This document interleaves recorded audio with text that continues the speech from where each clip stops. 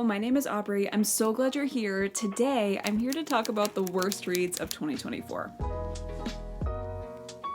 So to be fair, I feel like most of the books on this list are not terrible. They were just disappointing to me for one reason or another. I also have several books that I DNFed this year. And so in no particular order, first up, I have So Thirsty by Rachel Harrison. I was so excited for this book. It's a vampire novel featuring like a strong female friendship. On paper, I should have absolutely loved this. Like, this should have been one of my favorite books of the year. Unfortunately, it fell flat for me for several reasons. So we're following our main character Sloane, who is really not looking forward to her 35th birthday. She's starting to see those telltale signs of aging in the mirror. She's in a frustrating, somewhat loveless marriage with her husband who just keeps cheating on her. She's just generally sort of unhappy with her life, but also very unwilling to change or do anything about it. That is until her best friend Naomi swoops in and takes her away for a fun birthday weekend, away from everything, a way to reconnect with each other because they haven't seen each other in a long time. Naomi meets some mysterious strangers at a bar, and they get invited to a party that Sloane does not want to go to, but Naomi drags her along. As you can imagine from the title, they both get turned into vampires. So I think the book's downfall, in my opinion, is that it didn't quite know what it wanted to be. Like, it's trying to be several different things at once and sort of failing at all of them. It's trying to be a novel about female friendship. We have these two female friends who have this intense love for each other and this history together, but they're both sort of on opposite ends of the spectrum in terms of like wanting to play it safe, stay on the good and obvious path, and then one friend being the rebellious, reckless party girl, you know? Except that it's really not about female friendship, even though it's framed that way. Like, the book both begins and ends on this female friendship, and yet, you know, I feel like the friendship really takes a back seat at a certain point in the story. Sloane meets a vampire boy, and from there on it's kind of more about that, and Naomi definitely takes a back seat. I also feel like I never really felt that friendship. Like, I never felt invested in it. I felt like both of them were kind of bad friends to each other. Naomi especially really struck me as just really selfish and unlikable. And so that part of the novel never quite hit the way that I wanted it to. And then also the novel is trying really hard to be about Sloane and Sloane coming out of her shell and learning to live her life, shedding the skin of safety and taking risks and stuff like that. And I feel like it never quite lived up to that novel either. And so it was like trying to balance both things and do both things, but those are like somewhat thematically different. Like, it should have either just been a story about two friends who've been a little bit estranged, like coming back together and learning to repair their important friendship, or it should have been a story about Sloane learning to live a little, right? It could have been one or the other. Unfortunately, it's just not very good at doing either one. So yeah, I gave this 3 stars. It was entertaining enough. It was very easy to read. Like, I read it really fast. Yeah, not the worst book, but not one that I would recommend either. Next up, I have Jacobee by William Ritter. This one feels a little bit unfair because, again, I don't think it's a bad book, and also I'm not the target demographic. This is a YA paranormal novel, but it's my list and it's my disappointing reads, so I'm putting it on there because it was disappointing, and it was disappointing simply for the fact that it was fine. I've had this, I have the entire quartet actually. I've had them for years, and I had held on to them with the hope that they would somehow be like a hidden gem, which, you know, again, I understand that's a me problem, you know, like, those were my too high of expectations. But, you know, the tagline says Sherlock Holmes crossed with Buffy the Vampire Slayer, which are two of my very favorite things. Like, I love a good paranormal story. I especially love when it's kind of historical and it's got a historical setting,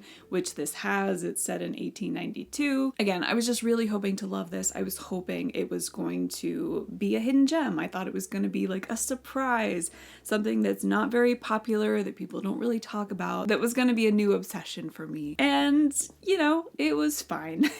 We're following Abigail Rook, who has just stepped off the boat into New England, and she just so happens to randomly bump into R.F. Jacoby, who is this very famous investigator who's also a little bit quirky, and it turns out that he can see paranormal stuff that other people can't see, and it helps him solve murder mysteries. And so this first book is about them trying to find a serial killer. It was fun.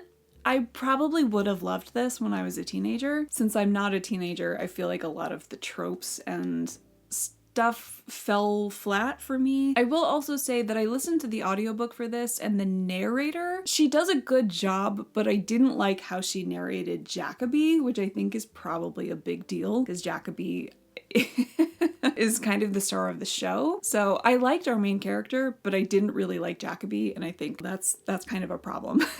So yeah, this was a 3-star read. It was fine. I had fun, but I don't think I'm going to be continuing with the rest of the books, and it was like a little bit of a letdown. I'm sorry if I sound sick, by the way. I've been getting over a head cold, and I'm fighting through it, and I'm trying really hard not to sound sick, but I think it's still coming through a little bit, so I do apologize.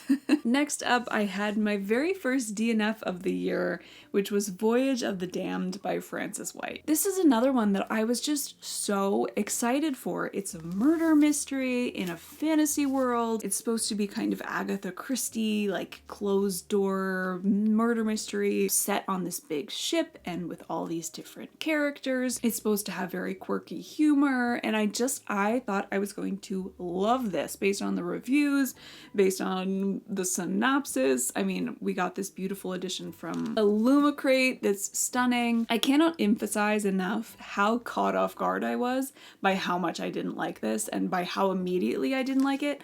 Like, my bookmark is still in here, and I did get 100 pages in, which I'm proud of. My biggest issue with this was the tone of voice. And this is gonna be like really hit or miss for some people. The reviews for this are pretty high. Other people seem to be enjoying it. It's like too silly for me. And to be honest, it's kind of hard to be too silly for me. Like, I like camp. I like silliness. I really don't enjoy stories that don't have some sense of humor. Like, if I start watching a show or reading a book that's like taking itself way too seriously, it's a big turnoff for me. Like, I like a joke thrown in here and there. I love Doctor Who and A Hitchhiker's Guide to the Galaxy. Like, I like some silly campy stuff. And this was just so over the top. It was baffling to me. It's a very wink wink nudge nudge type of humor. It's a lot of like look into the camera, pop culture references and things like that. There are weird world building elements like hot dogs and tissue boxes and things like that in this like fantasy world. It was just too weird. I don't know. It was just like too much for me, and I didn't really like it. And the writing wasn't that good. There were other world building elements that felt really flimsy and simplistic. The main character is super annoying. I'm talking like little brother energy. Really, really annoying. I just couldn't do it. Like I said, I got to page 108 and I just decided that it wasn't for me and I was gonna DNF it. If any of that over the top silliness sounds good to you, like, feel free to check it out. Clearly, I'm in the minority with this one, though I will say that Reagan over at Peruse Project also read this and had very, very similar feelings to me, which made me feel completely vindicated. So, okay, next up I have another DNF, and this one I haven't had a chance to talk about on my channel yet. It's Night Film by Marisha Pessl. I was really surprised because people really love this book. Like, I don't know any other booktubers who haven't at least really liked this. I also want to say that I got halfway through this book, and it's like a 600-page book. So I really did give it the old college try. Like, I did my best to get through this book, and unfortunately I just have so many problems with this. I will say that I understand why people like this so much, so let's just get into what it's about. We are following Scott McGrath, who is a washed up investigative journalist, and Scott McGrath accidentally committed career suicide when he went after one of the most famous horror directors of all time. I'm still not sure how to say this. Stanislas Cordova. Cordova is a very mysterious figure. Nobody's ever seen him, nobody knows what he looks like, and yet he keeps pumping out these like cult classic, like well-regarded horror films that are just absolutely terrifying. And Scott slips up in an interview saying that Cordova may not be a very good person. He might be doing some shady shit behind the walls of his mansion, that Cordova is going to be the subject of his next book. And this completely ends his career. So he is completely washed up. His wife divorced him. He's just sort of down on his luck. And then Cordova's daughter, Ashley, mysteriously dies. Ashley is like a mysterious figure in her own right. She is like a famous pianist. Nobody knows that much about her either. And so Scott starts looking into it. And I just want to say before I get into all the things that I disliked about this novel, that the world building around Cordova is fucking cool, okay? If that was your favorite part of the book, I understand. Like, I see you, because it's cool. Like, it's a mixed media novel. So we get these like web pages and articles and all this stuff around the mystery and the lore of Cordova and Ashley, his daughter. And it's really amazing the amount of backstory and, again, lore and world building there is around this guy. All of that is definitely like really cool. It's really well done. And I completely understand someone loving this novel for that alone. Okay, let's get into all the things that I didn't like about this book. The first and probably most frustrating thing is the main character. Scott McGrath is just an insufferable main character. His entire personality is being a washed-up journalist and making ex-wife jokes. That's his whole shtick, who is that like middle white guy, sexist, racist, and fatphobic, you know? Just those little like harmless white guy comments that are supposed to be funny, I guess. And I didn't find them funny. I found absolutely everything about him to be insufferable. I didn't want to spend any time in this man's head. Like, not 1 minute. And he's our main character. He is the only perspective we get. I can't stand him. I can't stand him. And it might not have been so bad if any of the other characters were interesting. And unfortunately, both of our side characters are just like wet noodles. They are just there to have someone that Scott can talk to and to occasionally help further the plot somehow. He is definitely one of the more frustrating parts about this novel. The second thing that was starting to really grate on me is the fact that the plot is really repetitive. We find an obscure clue that leads us somewhere to talk to someone who we are able to get some cryptic information from, and then that leads to a dead end, and somehow we also find another cryptic clue that leads to another place with someone else to talk to that leads to a dead end, and then we somehow get another clue that leads to another place and another person to talk to, and it's just over and over and over again. And I mean, I remember like getting to the halfway point in this book, visually seeing how much was left and still feeling like, surely we must be fucking getting somewhere soon, right? Like, she's not gonna keep doing this to me for another 300 pages. Is she?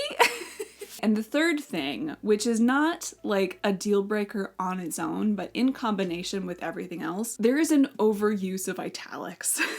Again, I know that that sounds really random, and if the book were better, I would have overlooked it, but it is so annoying. I'm talking like there are italics multiple times on every single page of this book. And if you don't understand why that would be annoying, it's because the author is telling me how to read the book. It's telling me what the inflection is, what the emphasis is. It's like she doesn't trust me, the reader, to read her book and understand what she meant. Like, she's just got to keep using italics constantly so that I get it. And I absolutely believe that a few italics in a book is absolutely fine, but every page, multiple times, like every paragraph, I can't. It was so frustrating. Like, it just got so annoying after a while. To be honest, this wasn't like a throw the book against the wall kind of DNF. It was I just need to set this book down for a while because I can't. I'm very frustrated. I don't want to keep reading right now. And so I closed it and set it down and just never picked it back up again. I don't know. It's it's,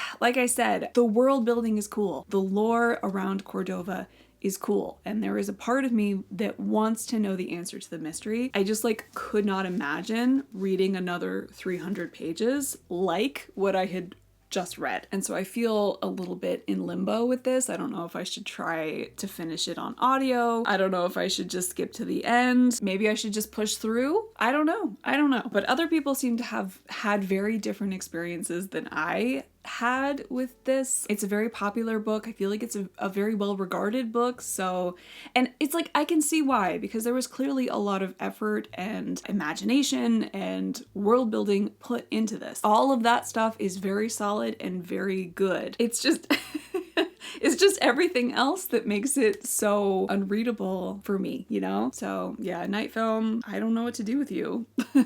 All right, next up I have another controversial one, and it is Dance of Thieves by Mary E. Pearson. I just want to reiterate that this was not terrible. This was not a bad book. I actually really enjoy Mary E. Pearson and her writing and her world building, and I think there's a lot of good stuff to be found in here. Specifically, I was just really let down by the enemies to lovers slow burn romance, because this was not slow burn. I just felt and continue to feel so betrayed by the fact that this was just not slow burn at all, because I absolutely love Mary E. Pearson's other series, The Kiss of Deception. That's not the name of it. I can't think of the trilogy name right now, which is killing me. Oh, The Remnant Chronicles. I love The Remnant Chronicles, okay? And The Remnant Chronicles had one of the best, one of the juiciest, one of the most painful will they, won't they love triangles of all time. She will not let you rest. She will not let you sleep. She will not give you peace until the very last page. Like, she milked it for all it was worth, and I ate it up. And so I was so excited to read this duology. I know people love this. I know it was kind of having a moment on TikTok. People were loving that it was an enemies to lovers romance. And like, when I tell you that these two characters fall in love immediately, they fall in love immediately. And so like, yes, while they do end up being on opposite sides of a conflict, the tension is lost because they're already attracted to one another, right? There's no growing to be reluctant allies, getting to be friends, falling in love, like all the steps, you know, the enemies to lovers steps. She skipped them. I'm so bitter about it. Again, I do think the characters are good, and I like the world building, and I like all the side characters, and I love this world, right? So it's like, if I had had different expectations going into this book, I probably wouldn't have rated it so low, and if I ever reread it, I probably won't dislike it as much as I did the first time, but I was just so unprepared and thrown off by how quickly the two characters fell in love, you know? I didn't see it coming and I didn't appreciate it. It lacked an element of like suspense for me, because I love that journey of enemies to lovers, you know? So we're following Cassie, who is this ex-thief, ex-con woman who was kind of snatched up to be in the Queen's like secret service. I forget what they're called, but it's like a secret team of like specialized women who do jobs for the Queen. And she and a few of her crew are sent on this mission to investigate a powerful outlaw family that, if I remember correctly, is like sitting on a piece of land that's kind of in between two kingdoms, and they keep fighting over who owns it, and they keep saying that they just own themselves and that their compound and their territory belongs to them, even though that's not like recognized by the law. If I remember that correctly, it's been a minute. They're sent to investigate, and she of course falls in love with like the next leader of this family and this like little society of people. They're sort of on opposite sides. They have conflicting interests and different loyalties, which definitely adds tension. But I wish it had been a proper enemies to lovers. I don't know how many times I can say that. What we got was still fun. It was fine, but it wasn't what I wanted, and it wasn't what I went in for. So, all right, up next I have another one that I haven't really had a chance to talk about on my channel yet, and it is Whoever You Are, Honey by Olivia Gatwood. I have so many conflicting feelings about this book, because there are some things that it does so well and that I found so interesting and enjoyable, and then there are some other things that just like completely drop the ball. It's kind of a hard book to explain. I feel like this would very firmly fit into like weird girl literary fiction, and it is really hard to describe and to get to the root of what this story is about. But basically we're following two different characters. We're following Mitty, who, if I remember correctly, is like late 20s, early 30s, who's been living with a friend of her mom's, Bethel. And Bethel is like a much older woman. I can't remember how old. I want to say 70s. And so they're kind of roommates, and they live in this house that's like one of the last remaining houses to have been bought out by like rich tech bros. And so it's this like sweet, charming, sort of dilapidated little house that they can't keep up with, and everyone else's houses on their street are like these gorgeous, uber modern with lots of glass windows and that kind of thing. And one day they get some new neighbors across the street. Lena and Sebastian move in. Lena is our second main character, our second point of view. Lena is like stunningly beautiful. Like, we're talking trophy wife material. You couldn't invent a more beautiful, more like perfect woman. There's just kind of a weirdness about Lena. You know, she's deeply, deeply in love with her husband, but she's also just got some weird quirks. She's got some strange, like, things about her personality that makes her mysterious and that makes Mitty drawn to her. Mitty finds out from one of her coworkers that there has been this murder mystery. Some tech guy got shot by one of his interns. The rumor going around is that this tech guy was concerned about an AI project becoming sentient, and that maybe he was done away with because of this project. And so there's this undercurrent of mystery as to whether or not Lena is a robot and whether or not Sebastian was responsible for killing this tech guy. When I tell you that we never get a fucking answer, we never find out. We never find out. And I could have thrown this book against the wall when it ended. I was so mad. It was just so frustrating because there were some really lovely things about this novel that I did really enjoy. For example, it's a queer novel. So Mitty is, I don't know if she's explicitly a lesbian or if she's a bisexual with a strong preference for women. There were a lot of queer themes in here that I thought were really interesting and really poignant. One of which being this idea that like one of the worst things you can do as a queer person is making non-queer people uncomfortable with your queerness. So for example, there's a lot about Mitty like staring at other women, like wanting to openly be able to like look at and appreciate other women and feeling like she can't, like she's not allowed to let her gaze linger for fear of that making other women uncomfortable. There's a part in the novel where Lena, who has a lot of questions about her own body and her own self. She kind of knows that there's something off about her, but she doesn't know what it is. And there's a scene where she's invited over to some other women's house to like, I can't remember exactly what it is, but they're basically like sunbathing naked. Lena makes the mistake of like looking at the other women's bodies to kind of compare her own body, because her own body doesn't really feel right somehow. And she just sort of wants to see if like other women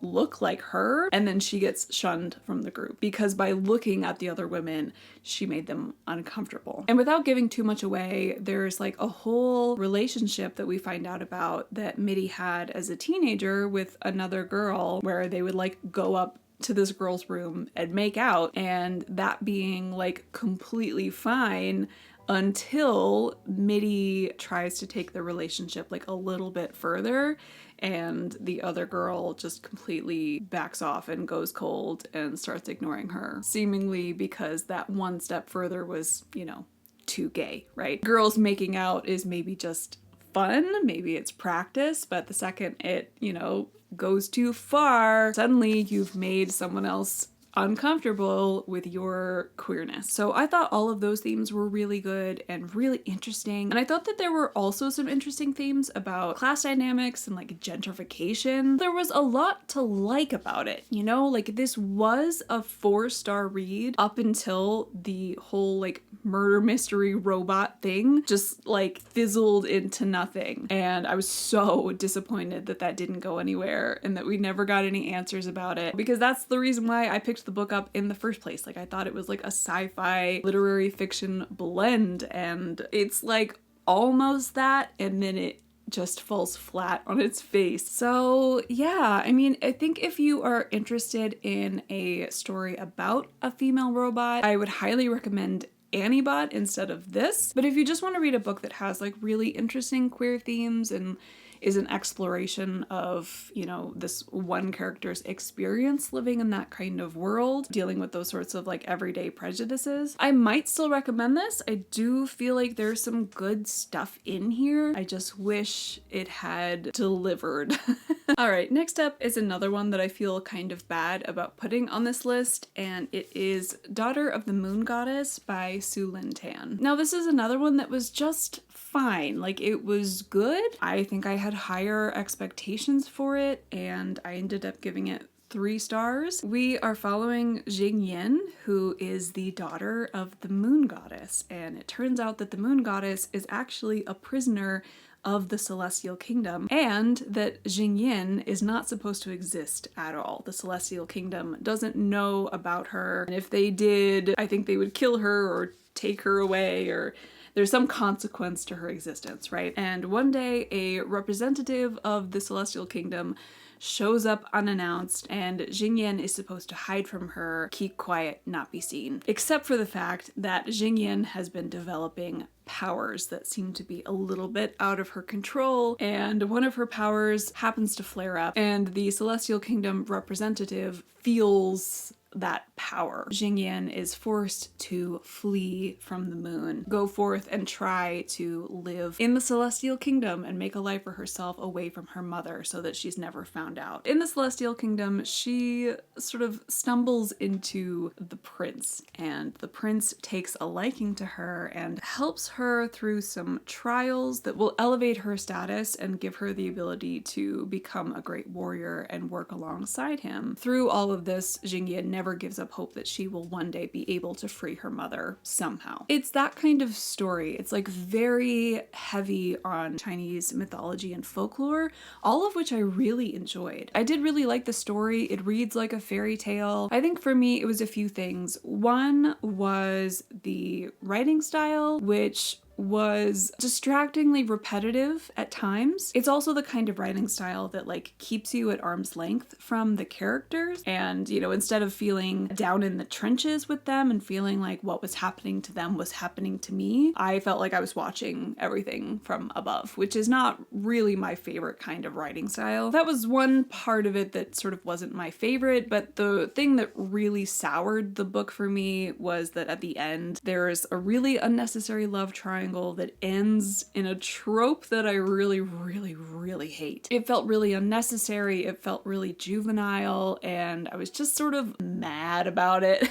I would read this if you're interested. I definitely seem to be in the minority with this one. I think lots of other people have loved this, like 4 and 5 stars worth, so it's worth checking out for yourself if it interests you. It just wasn't the home run I was hoping it would be for me. Next up, I have Belladonna and Foxglove by Adeline Grace. Now, I thought Belladonna was okay. It's again one of those like 3-star middle of the road reads. I was really excited about it. I'd heard so many fantastic things about it. I knew people on BookTube who loved it. I know people in real life who love it, and I was really prepared to love it. I even filmed a vlog reading this because I was so sure that I was going to love it. Unfortunately, it was just okay. We are following our main character, Signa Faro, who cannot die. And yet, death seems to follow her around.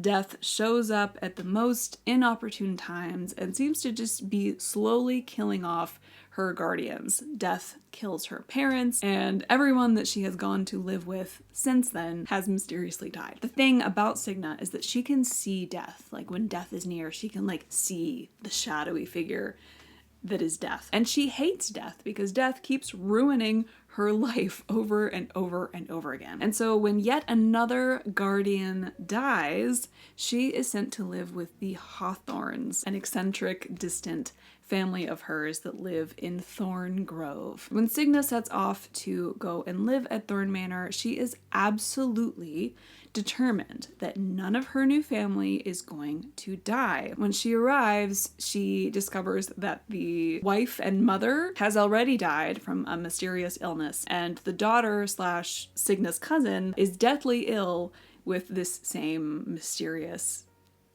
illness. There's a lot of secrets, a lot of family drama, and it seems like her cousin may not actually be dying of a mysterious illness, but rather she might be being poisoned. And so Signa's got to figure out how to stop her cousin from getting poisoned, and two, who is doing the poisoning. And in order to figure these things out, she is teaming up with Death, who is, you know, helping her with her investigation. So, you know, it's like, it's got all the fun YA trappings of like something that's just a little bit silly, but also really enjoyable. And so I was really hoping to love this. Unfortunately, it's just like a little bit too silly in some areas, too immature to YA. Again, I realize that I am not the target demographic, but I had enough people my age telling me that this was so good and that they loved it that my expectations were high. And you should watch the vlog if you want more of my in-depth thoughts on the book. But basically, one, I found our main character to be just not a very likable main character. It's understandable that she's the way that she is, but she's very much like a product of her time. She's the kind of character that's like really subscribing to the like sexist ideals of the time. Like she really wants to get married. She really wants a man to take care of her. She really wants to like fit in with society and like be proper and do all the silly sexist things that like society wants her to do, which just makes her like not a character that like I was attached to or rooting for. Secondly, there is a seriously pointless love triangle, like a completely pointless love triangle. I don't mind a love triangle. Like I'm not a love triangle hater. If it's done well and it adds tension and angst and there's a genuine feeling of like, will they, won't they, who's she going to choose? Like, I kind of like it. And this one was just truly like, I don't understand the point of this other person that she's clearly not going to end up with. And then to top it off, there's like a third love interest that like kind of shows up towards the end. That's again, like pretty pointless. And then the mystery at the end I sort of found like very predictable. And then on top of that, there's like another twist that I saw coming like right away, but I dismissed it because I was like, I don't know what the point of that twist would be. I don't know how that twist would add anything to the story. So maybe not. And then I ended up being right. And that was the twist. And I was like, there's no other point to that other than like, it's a twist, you know, it's an aha moment. Like it adds nothing. It's so silly. It was fine. Like it was typical YA fare. I definitely had fun with it, but it wasn't good, you know? It was a little bit too messy and clumsy for me to give it anything more than 3 stars. So yeah, I mean, fine. Belladonna was fine. Originally for the vlog, I had planned to read the entire trilogy. I carried on to Foxglove and I can't remember how far I got. It wasn't that far because it became very clear to me that we were going to do the exact same thing that we did in Belladonna in Foxglove. We are introduced to Death's brother, Fate, and we are set up with another like eternal, time immemorial, godlike entity falling in love with a teenage girl. Once I can kind of turn my brain off and have fun with it and say that like this can't happen in real life, right? Like teenage girls can't fall in love with death, you know, like teenage girls can't fall in love with 1,000-year-old entities. Like that doesn't happen. I can like set it aside and just enjoy the story for what it is. But twice girly pop, like I don't think so. Once can be fun, twice is a pattern, you know? When I realized that that's where the story was going, it just turned my stomach. I was just like, I don't want to do it again. These were huge letdowns because I absolutely love these covers. I'm like obsessed with these editions of the novels. These are the UK hardcovers. This one especially, this like dead-eyed fox in the foxglove. I love it so much. I think it's a beautiful work of art. And I am probably not going to be keeping these, which is devastating, to be honest. So it'll be time for an unhaul sometime soon, I guess. Oh well. So those were my most disappointing reads of 2024. Please let me know what your most disappointing reads were. Did you have any DNFs? Were there any books that you were really looking forward to that just really let you down? Please feel free to rant your hearts out in the comments below. Please like this video if you liked it and subscribe if you want to see more from me. I hope to see you next time. Bye!